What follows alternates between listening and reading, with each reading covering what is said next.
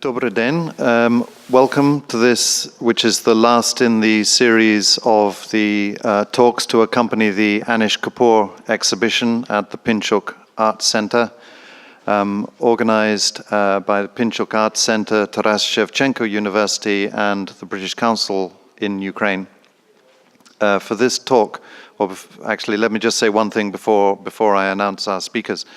There is one more screening of the BBC documentary by Matthew Springford at the PinchukArtCentre tomorrow evening at 8 p.m. And that's a really last opportunity to see things about Aníša Kapura, because the exhibition itself ends tomorrow as well. It's a really great privilege to have with us today Bjorna Gельдхофа and Kerolайн Duglas. Bjorn is the artistic director of the PinchukArtCentre, has been for the last 3 years, and he will be in conversation with Kerolайн Duglас. Kerolайн is the head of the Arts Council collection in England, has been since 2006. And the connection with Aníša Kapura is that the Arts Council runs a series of touring exhibitions. One is with the work of Aníša Kapura, which happened in 2010. The series is called Flashback Collections. Kerolijn did her Masters in Arts at the Courtauld Institute in London on French post-war art. Joined the British Council of all places in 1994 and worked on touring exhibitions in countries such as Serbia and Slovenia. Left the British Council in 2006 to join the Arts Council and to head up its collection. I won't actually talk about the Arts Council collection itself because I don't want to steal Kerolijn's thunder, but there's a very interesting story behind how the collection was started and how it has developed, and I'm sure she will tell you about that. Now I would like to hand over to Bjorn to start the conversation with Kerolijn. So first of all, Kerolijn, welcome. Thank you very much. It's really wonderful that you are here, and thank you, Martin, for these beautiful opening words. Today we have a very special session, as with Aníša Kapura we invited a British artist, and the British art scene has developed over the last 30-40 years with an incredible high speed. And it might give the Ukrainian context, or it might give a certain different perspective on the future, the possibilities which are here in the Ukrainian context. And thinking about that, we will not focus too much on the exhibition of Aníša Kapura, but we will more focus on the Arts Council, their work, the magnificent work that they have done in the last years, really supporting the young art scene, also the established art scene, but especially the young art scene in Britain, and not only by buying, but also really by supporting these artists and their projects. So, Kerolijn, perhaps you can enlighten us a little bit about the position of the Art Council and its starting point. Certainly. Thank you very much for the introduction.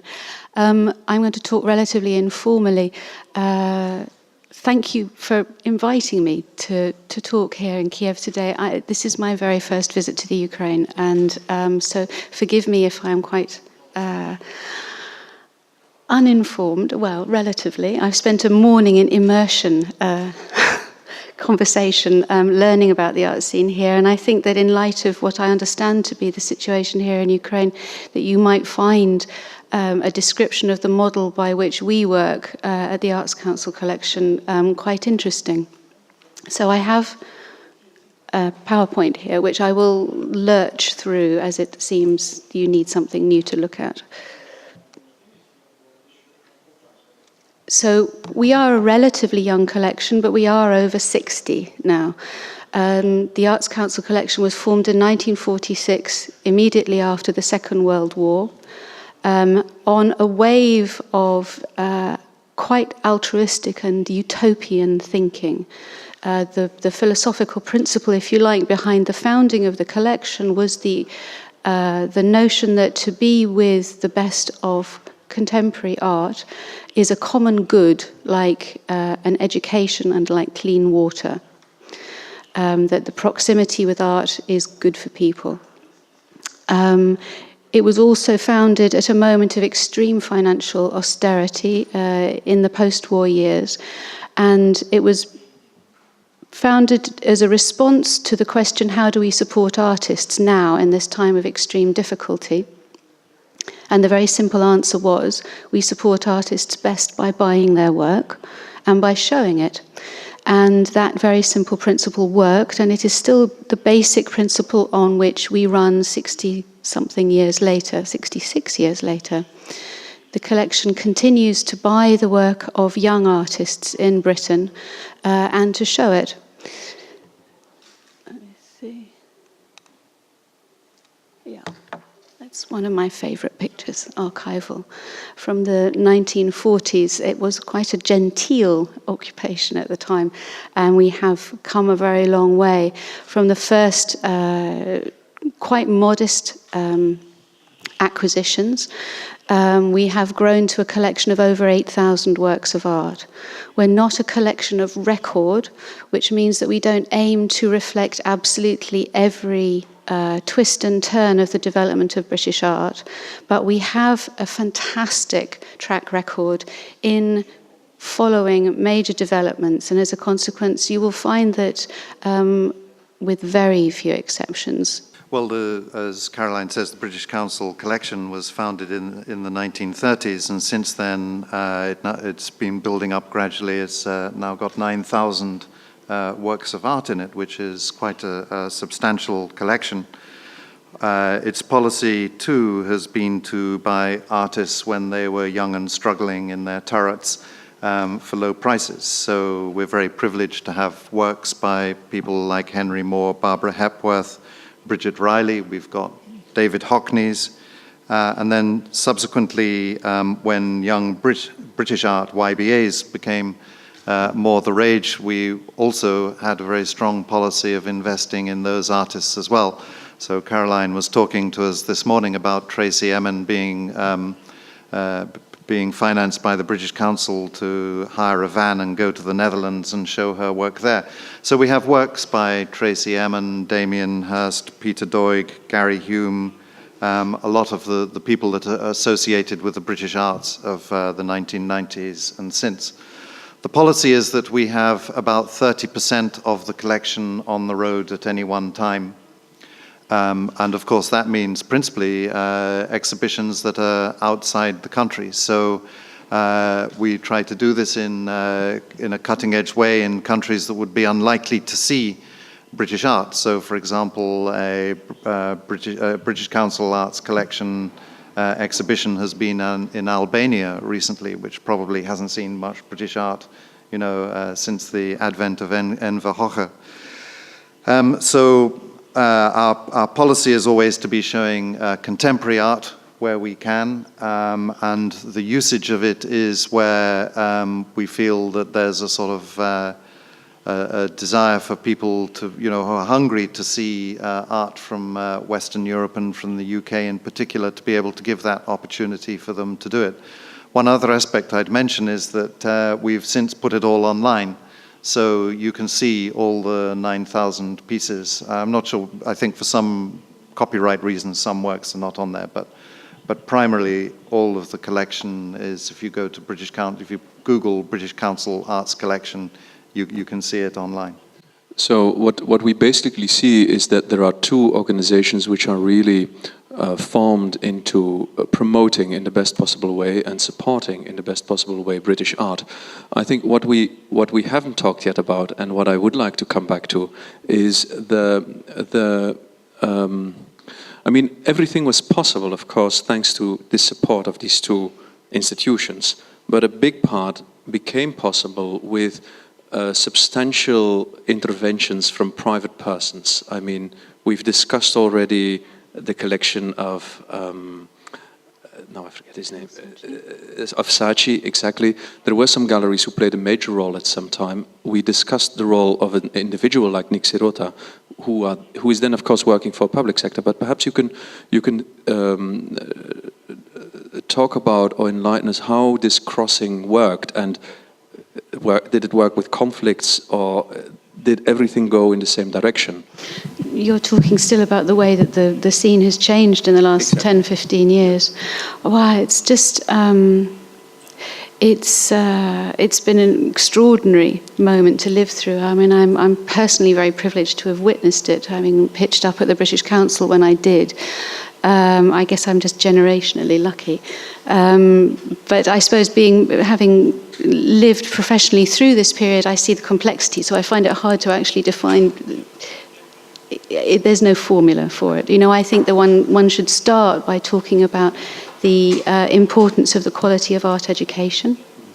In the UK, this is something which you can't underestimate the importance of this. You know, extraordinary teachers, having practicing artists teaching in art schools has been an extremely important strategy, an important factor in the development of new generations of artists coming out of Britain.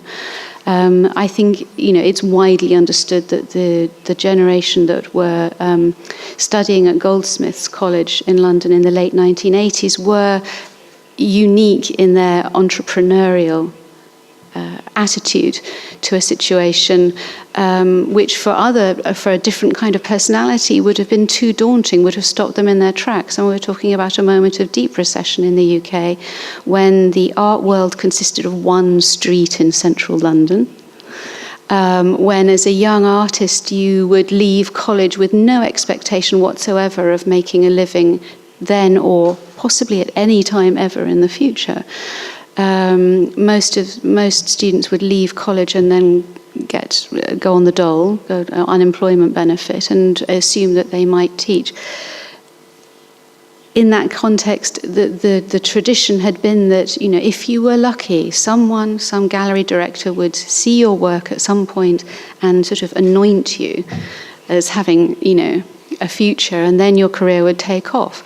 And the 90s generation of artists rejected that entirely and said, no, we're going to make our own fortune here. And they made their own exhibitions and they promoted themselves. And that was a complete game changer.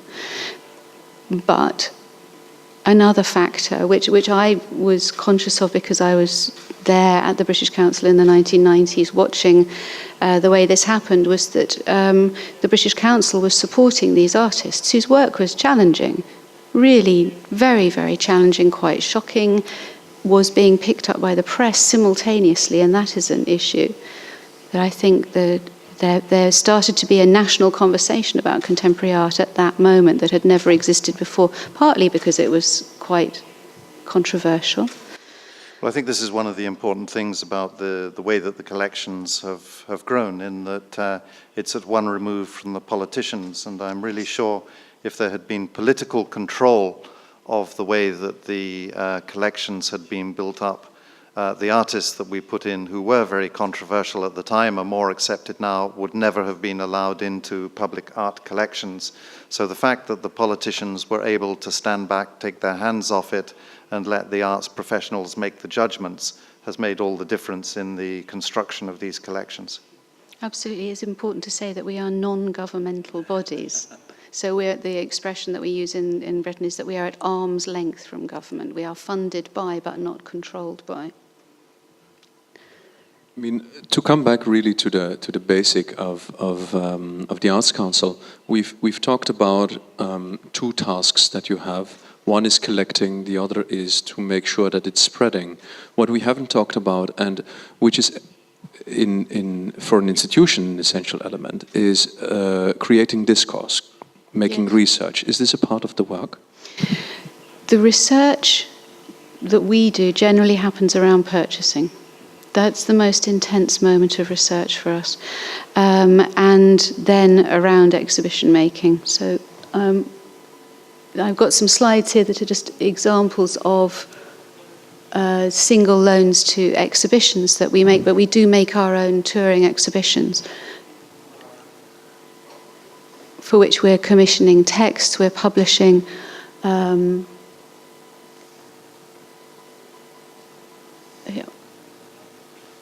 here we go. This was a very significant exhibition that we did where we invited the artist Grayson Perry to curate an exhibition. He'd had one previous experience of curating an exhibition with a regional gallery, which was a huge success, a kind of stealth success. And on the back of that, we invited him to make an exhibition from the Arts Council collection, which he did in a way which, again, was quite a game-changing moment. He spent 2 years with us, so I suppose we researched alongside him. And, he is the same generation as Damien Hirst and all the rest of them, and was making his early career stages at the same time, but was very much not part of that group. So he has a kind of, what he had at this stage, a sort of outsider status, which he enjoyed and exploited. And so rather than doing what we thought he'd do, which was curating an exhibition of people from his own generation, he curated an exhibition of work that was made during the years of his childhood and youth. So I was looking at the work of the 1960s and 70s in a way that we had never done before.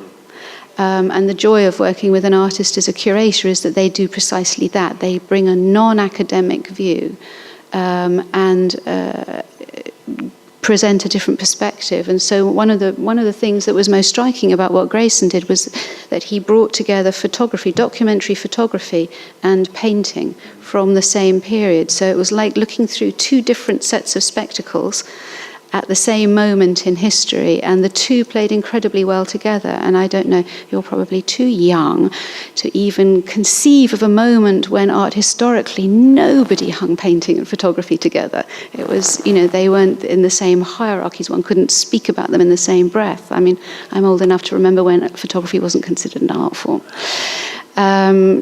And still, this was a new strategy which has become much more commonplace since, but this was a moment of quite original research, I think, that he did, and a moving forward, and has very much influenced the way that we think about things in the collection now.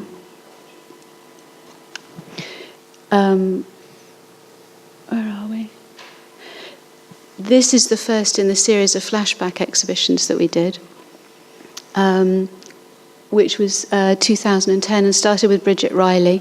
We are very privileged to have a work in the Arts Council collection that Bridget Riley made in 1961, one of the black and white op art pieces, which she acknowledges as her absolute breakthrough piece.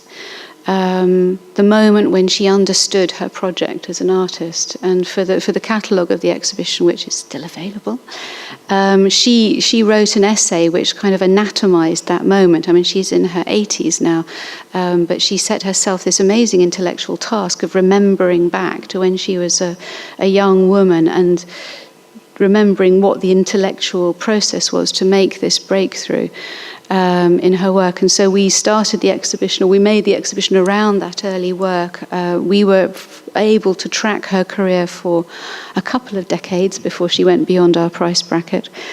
So this exhibition includes our paintings and works that are borrowed, and formed the principle for the flashback shows, which in a way throw a spotlight on one of the key things that the Arts Council collection does, which is by artists at that critical moment in their career where they discover their project. And that's the trick that I'm supposed to perform, is to wait until that moment and then you jump to purchase, hopefully something substantial.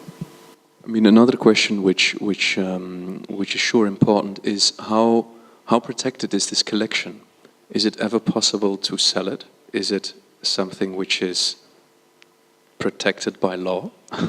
Well, it is a national collection, so it is protected by law, and you would have to pass an act of parliament to sell it. I have to tell you, however, that we have been under attack quite severely in the last 2 years by the new Conservative government, but I won. The new administration came in and thought they could make an easy win by suggesting that they sold the collection, because we're all broke in England now. But I was able to persuade them, and it was a sweaty moment, frankly, a sweaty couple of years, because it takes a long time to explain to politicians the way that the ecology of a collection works. So they came and they said to me, why don't you sell the Francis Bacon paintings? Francis Bacon doesn't need to be promoted anymore. And I had to explain that it's only because the collection is this distinguished that we are able to attract the discounts and the gifts and to maintain the distinction of the collection. It's like being at a really cool party. It's only as cool as the people who are in it, and you attract more people. I mean, this is the way that it works. We don't sell. We never sell anything. So when I buy an artist's work, I can look them in the whites of the eyes and say, we will look after your work forever. And again, this is one of the ways in which we can punch above our weight. Another question which is related to this is the question of conservation. We haven't touched yet, as a lot of contemporary art right now has a certain problematic in that end. I mean, we have seen some pieces of Damien Hirst. You have seen some paintings of Damien Hirst which are exceptionally problematic in this end. So how is dealt with this? Well, we don't have any in-house conservators. The process by which we work on the committee filters to a certain degree. Because we're a lone collection, if a work of art is so problematic for whatever reason that we can't lend it or institutions can't borrow it, i.e. it's too big to go on a truck or it's too heavy to go up. I mean, there are certain physical limitations. If it's too big for us to lend or too problematic for whatever reason that we can't lend it, then what's the point of our having it? We do much better to buy a piece by the same artist if we want to promote that artist, buy something that we can make available. Do you see what I mean? But within that, we're very, very bold.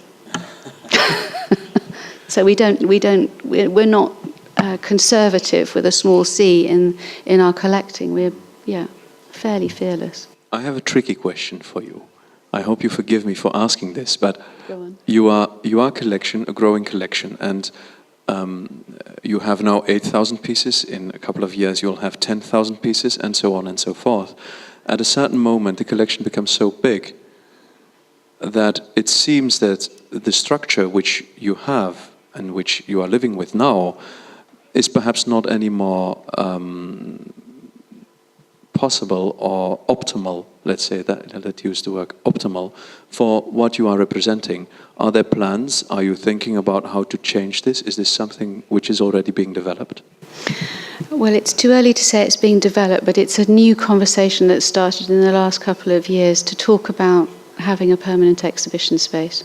I think we all believe very passionately in the core mission of the Arts Council collection to be a lone collection. When an artist either sells us or gives us, or their art enters the Arts Council collection, they know that it's not just an acquisition to one institution, but that it will be seen in so many different places across the whole world. This is one of the things that we can give. But you're right, we have grown to a point where to have 30% of the collection on show at any one time is pretty good. Most UK museums would admit to having between 5 and 10% of their collection on display at any one time. So at 30%, we're doing pretty well. And I should add, there's only 6 of us who run the collection. We're a staff of 6 people.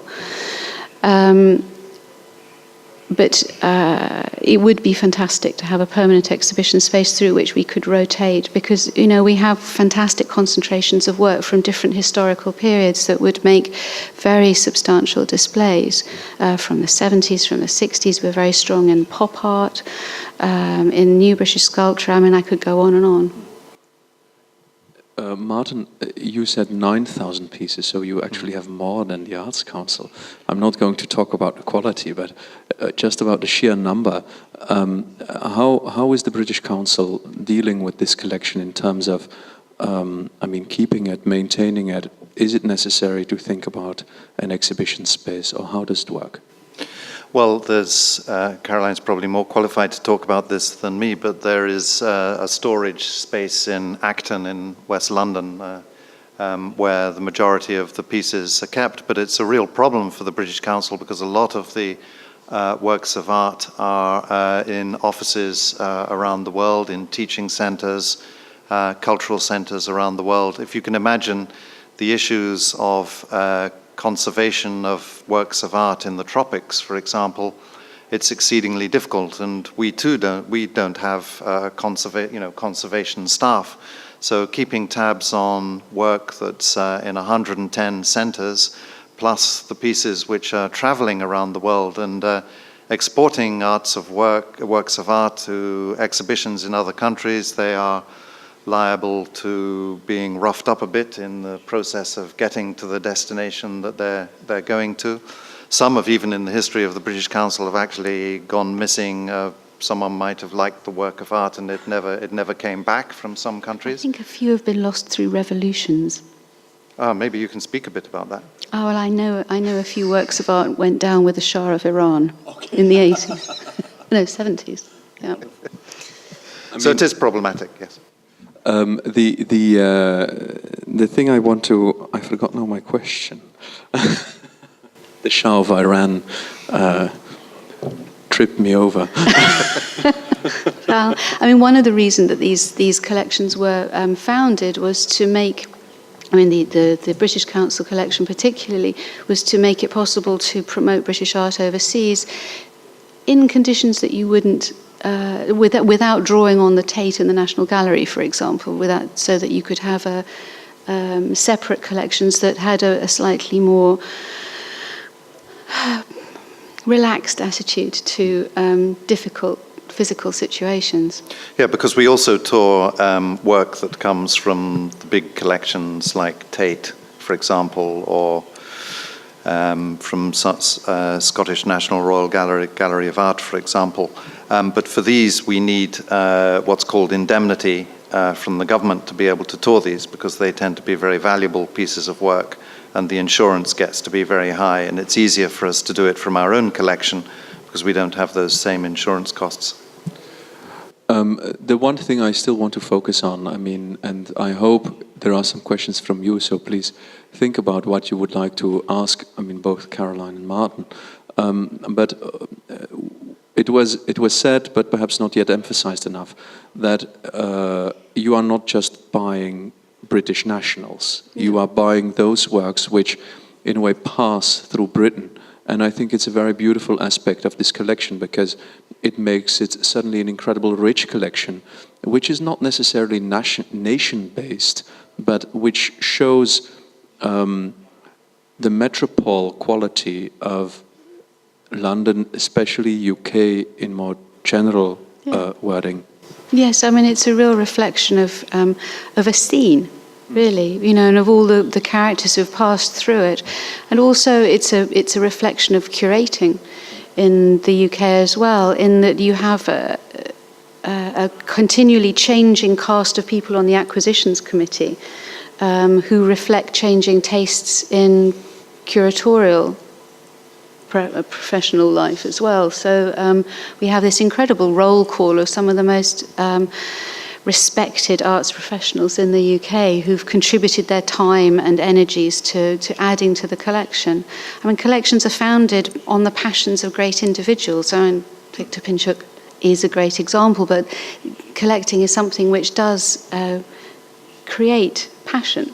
And you have to be a passionate, determined and energetic person to make a collection, because it's not easy. Working with public funds, the decisions have to be absolutely transparent and justifiable, and you have to be able to defend them publicly if needs be. I mean, not that I've had to yet, thank goodness. But we are very, very careful about that. And I think one of the things that we're very proud of in the UK is the internationalism now. And I think it comes partly out of an understanding of the UK as having been quite provincial up until the Second World War, really, and thinking of itself much more as a literary nation than a nation concerned with the visual arts. To come back, perhaps as my last question, to come back to Aníša Kапura, yes. He is the reason why we are all sitting here together. Yes. You have made an exhibition, first of all, with Aníša Kapura. Yep. Perhaps you can say something about. Flipping back to those slides. Exactly, and not more importantly, but very important, you have a significant part of the collection not a significant part, but you have a significant collection of Anisha Kапura pieces. Well, we just have two, actually, but they're two really important works. And the first one is this one here in the foreground, which is called White Sand, Red Millet, Many Flowers, and it was purchased in 1982 from his first commercial gallery exhibition. And that's kind of quite typical of the way that we work, because we're not buying students' work. We wait until an artist has slightly, gone beyond that, proven themselves a bit, until that moment where you can detect they have established what their project is. I'm trying quite hard to find the right words, because it is a very delicate thing that we're judging when. It's very easy to know when you've waited too long with an artist, because basically they're out of our price range, and then it becomes a real campaign to buy them. What is much more difficult is to know when you're jumping too early, and you want to hit it just right. And obviously with Anish, this work, like the painting of Bridget Riley's, this was a work which absolutely comes out of the moment when he had found his project. He'd been studying in London. He'd come over from Bombay as a very young man. He'd come to study in London. He'd left college and had started to map his kind of philosophical interests, an interest in Jungian psychology, as well as various other more visceral interests in terms of male and female characteristics and what have you. But it wasn't until he went back to India for a short visit that he discovered a way of negotiating his own identity as this dual British-Indian identity, and finding a way to accommodate a space for himself that he felt comfortable in. And he came back, and within about 18 months he started making works that were as powerful as this. And so we're very, very fortunate to have this early piece, which he refers to as his breakthrough work, which when we opened his exhibition in Manchester last year, he came and he gave a speech, and he talked very movingly about how incredibly important it had been to him as a young artist that the Arts Council bought his work, because it wasn't a huge amount of money. I think we paid maybe £2,000. But it was the fact that he had been selected and given this sort of imprimatur of approval for his practice, and this was worth more than anything, and gave him the self-confidence to kind of keep going in this direction. And that's what we're still doing. So, he's kind of emblematic of the best of what we do. Thank you. So, perhaps there are questions from the public. I need to flick through a few more pictures.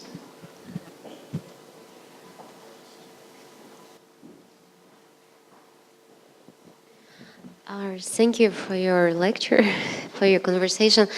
And my question is, you're working a lot with young artists.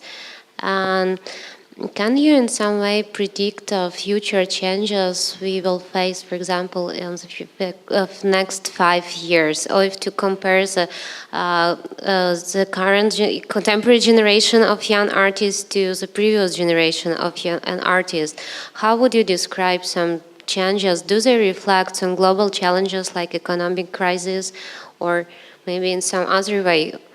What should we wait, for example, in 10 years? That's the big money question, isn't it? Yeah, you've put your finger right on it. Of course, the economic situation in Britain is very difficult. I mean, really very difficult, and big changes are happening. And we were talking earlier about the changes in art education, and I do keep coming back to this because it's like the bedrock of what we're talking about. If the art education system isn't fantastic, then you're not going to have a fantastic scene. Now, increasingly, universities and art colleges are charging students up to £9,000 a year to study. this is a huge change. I mean, my education was entirely free, and it has kind of slowly crept in. So this is going to be true for fine arts, for any discipline. It's going to be around this, and probably it will rise from that point. But at the moment, the government has capped it at £9,000. But this means you are going to be filtering the people that go to study in tertiary education in a certain way. And one of the things that was so amazing about the 90s generation was that they were from a very, very broad class spectrum. I mean, let's talk about it. You know, socio-economic backgrounds. Many of them came out of family backgrounds that had no tertiary education history, you know. That's really incredibly significant. At the same time, you know, one of the positives is that there is now an art market such as never existed before in the UK. So, you know, for a decade it has been possible for someone to go to art school and come out and have a fairly good expectation of earning a living within the arts. You know, the scene has expanded exponentially. So that, I mean, that's a positive.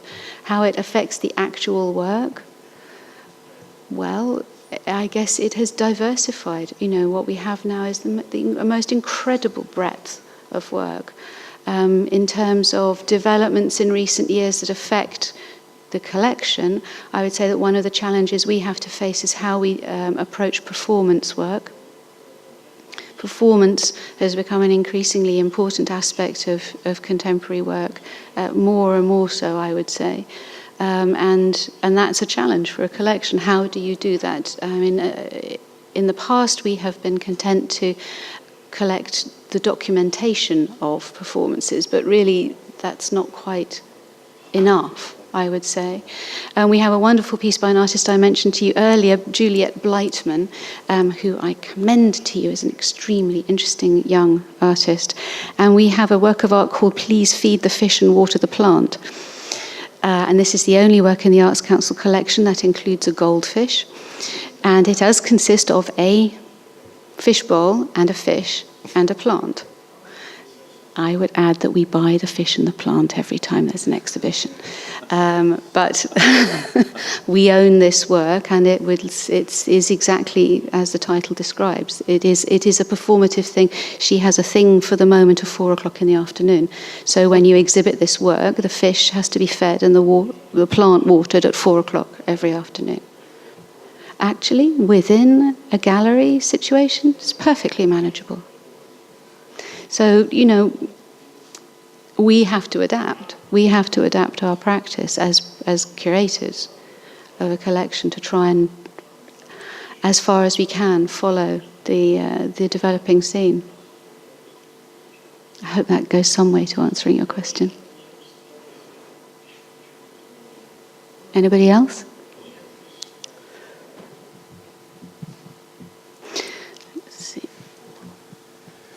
One of the things that we also do, which I hadn't talked about yet, I mean, yes, here's a tricky piece of work. This is sugar paper. I'm rather proud of the fact that we bought work by Carla Black very, very early on. She represented Scotland in Venice last year, and her practice is really quite challenging in terms of its materials. This is plaster dust and bath salts, bath bombs. This piece on the floor, and the suspended piece is polythene. So, and this is a sugar paper piece here. I'm just flicking through. Here's a group of work from the 1960s. But one of the things that we also do is we work with young curators, trying to support an emerging generation of curators. So we've worked with secondary school children through other galleries, and we've also worked increasingly in the last 5 years with curating courses. Do you have curating courses here? Well, as I mentioned, we have a similar program in the PinchukArtCentre, right, where we have these 3 young curators who are following this practice of 2 years, where they have both theoretical and a practical training. Yes. Because in the last sort of 15 years, this is something that's very much developed very fast in the UK. Actual master's degree courses for people who wish to become curators, which is each academic institution differs in the focus of this. It started with the Royal College of Art back in the early 90s, and universities all over the country are developing their own courses with different emphases, some on curating with museums and collections or whatever. And we are making collaborations with a lot of these courses to enable the students to work from the Arts Council collection to make exhibitions and use the collection as a tool, as an instrument for their learning about the professional. Yes, and one of the unique things that the Arts Council collection does is to lend to public buildings all over the country. So this is a hospital. And I think, yeah, that's a church on Trafalgar Square in London. That's the basement of St Martin's in the Fields. And that's our beautiful Fiona Ray painting in there. So it's really, this principle that runs the collection is very much art for the people. I mean, all of the people.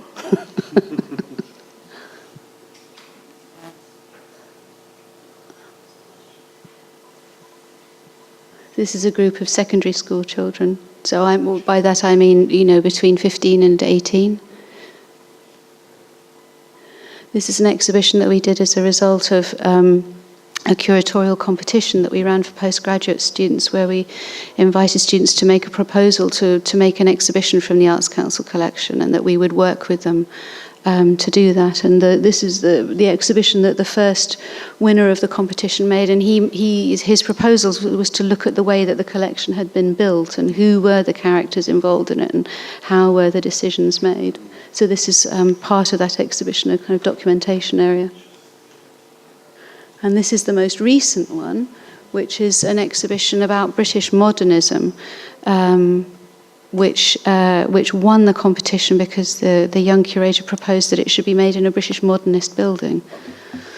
So this is actually a council housing estate in Sheffield, in a high-rise, a building that was built in the 1960s.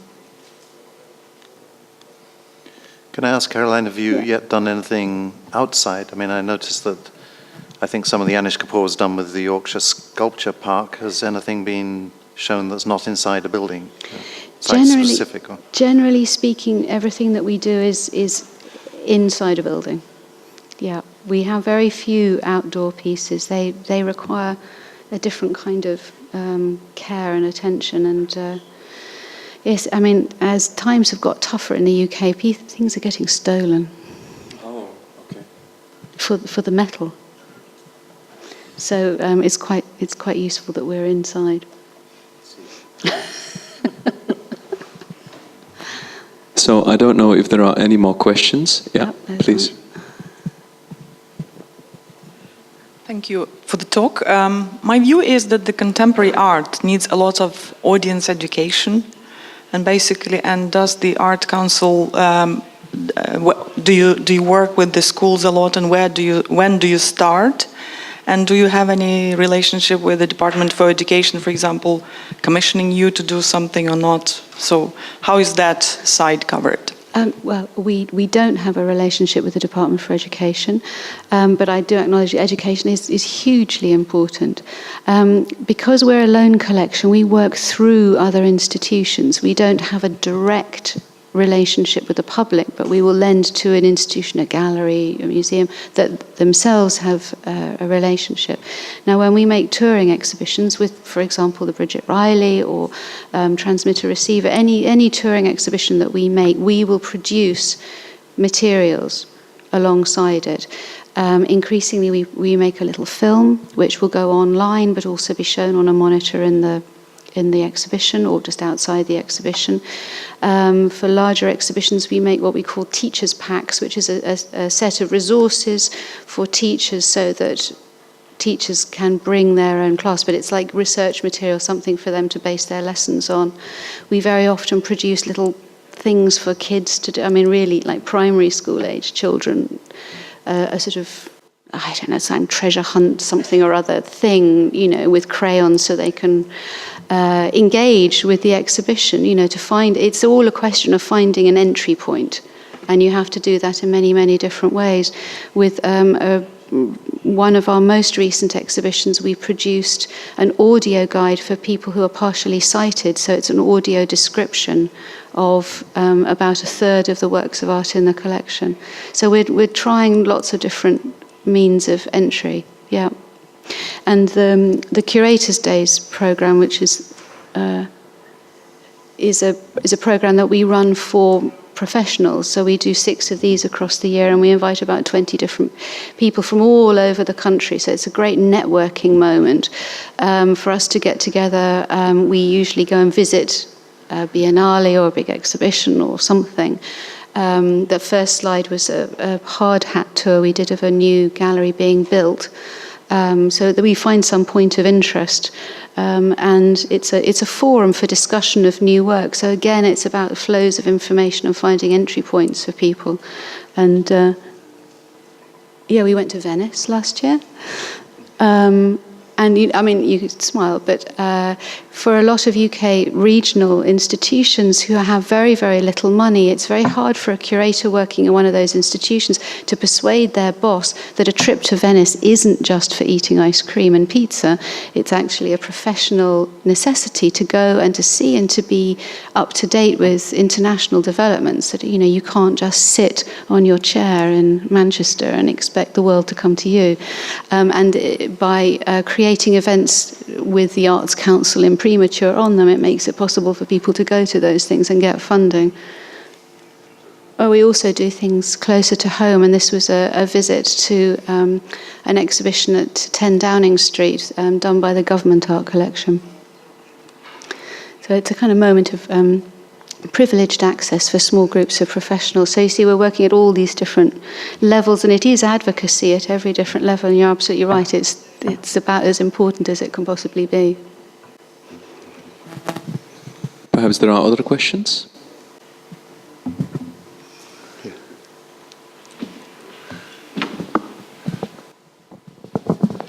Ms. Douglas, nice to see you today here. Thank you for coming in Ukraine. And I would like to ask you about your mind about the Ukrainian art. What do you think? Have we the perspective to be showing soon in European galleries, or our art should grow up to be showing here? Now, that's a booby trap. I'm absolutely unqualified to say anything about Ukrainian art because I just don't know enough. So I'm sorry. I would say that the only limits are your own imagination. Perhaps to give a certain view on this. As, of course, Kerolijn just arrived here, we can't expect her yet to be an expert. Sure, she will be soon. But you know the Future Generation Art Prize, which we are organizing. And for the Future Generation Art Prize, we had 4,200 applications from all over the world, from 130 countries, meaning really everybody who is an artist applied. We had 1,100 which were professional artists, which means these people are on a professional level working day in, day out, have a network, etc., etc. And we had to bring this down to 20 artists. One of them is Ukrainian. So this means that the future generation of Ukrainian artists is already on this international network. Perhaps you don't see it yet, as it is perhaps not yet in our press, it is not yet strongly communicated, but they are already outside. Not all of them. There needs a lot more work. We are trying to do a lot more work on this, but a lot of international people are coming here and they are seeing it and they are being picked up. So I think to answer your question, they are already there.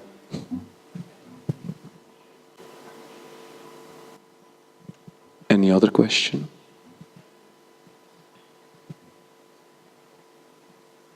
So then thank you, Kerolijn. Thank you, Pleasure. Martin, and also thanks to the university. As always, it is wonderful to be able to use these spaces and to be in this context, as I think we've never mentioned this flat out, but the context of the university to do something like this is for us very important, as The goal of these discussions is to give a broader view, not necessarily linked only to what we do inside of the house, but much more closely linked to what happens into a university. So thank you for offering always the possibility for us to be here. Martin, especially thanks to you, as without you this would not have been possible. We would not have been able to invite these wonderful people here. And I think it has been a very interesting sessions of lectures. And as I know, they are also online very frequently visited. So I'm sure we can continue this process of working together. Thank you, Kerolijn, again. Thank you, Thank you. Bjorn.